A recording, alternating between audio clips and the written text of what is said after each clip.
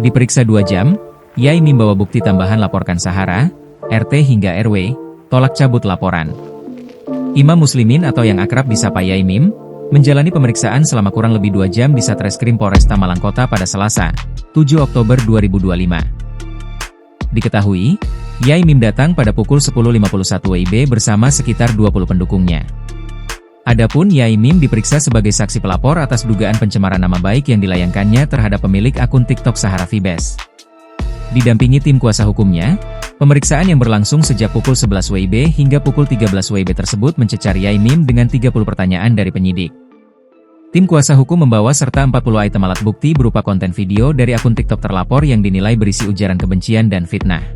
Alat bukti apa yang dibawa dari? Jadi yang alat bukti yang kita hadirkan itu konten yang diposting oleh Sahara Vibes itu. Konten-konten yang berisi ujaran kebencian, fitnah, dan lain sebagainya. Kurang lebih ada berapa? Ada banyak 40 video sekian terkait 2 laporan tambahan. Yang pertama yang nama-namanya sudah kita sebutkan kemarin, kita masukin laporan. Yang kedua ada tambahan laporan terpisah terkait penistaan terhadap simbol-simbol keagamaan yang sajadah dibakar dan lain-lain. Itu laporan juga kita masukkan hari ini. Jadi ada 2 laporan yang kita laporkan.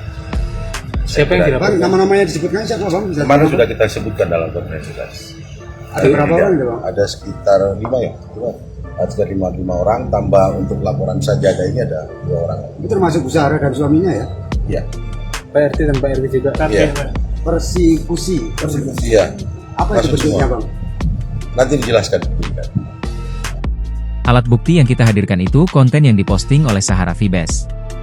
Itu konten-konten yang berisi ujaran kebencian, fitnah, dan lain sebagainya, kata Agustian Anggisiagian, salah satu kuasa hukum Yai Mim, Selasa, 7 Oktober 2025, dikutip kompas.com.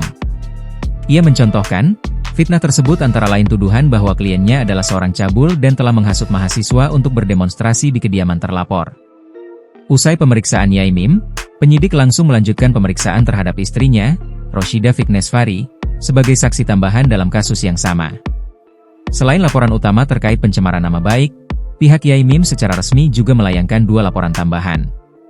Laporan pertama berkaitan dengan dugaan persekusi yang ditujukan sekitar 5 orang, termasuk pemilik akun TikTok Sahara Vibes beserta suaminya, serta juga turut pihak RT dan RW setempat. Terkait 2 laporan tambahan, yang pertama nama-nama yang sudah kita sebutkan kemarin kita masukkan laporan, ujar Fahrudin Umasugi, anggota tim kuasa hukum lainnya. Laporan kedua yang diajukan adalah dugaan penistaan agama. Sebagai informasi, untuk laporan penistaan agama, pasal yang diajukan pasal 156A huruf A KUHP dan turut serta melakukan atau menyuruh melakukan tindak pidana, sebagaimana dimaksud dalam pasal 55 KUHP. Sedangkan, untuk pelaporan persekusi, pasal yang dilaporkan pasal 335 KUHP tentang perbuatan tidak menyenangkan yang disertai ancaman kekerasan atau paksaan.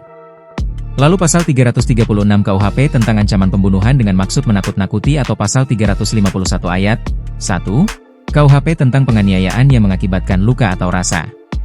Pasal ketiga pasal 167 ayat 1 KUHP tentang memasuki pekarangan atau rumah orang lain tanpa izin dengan melawan hukum.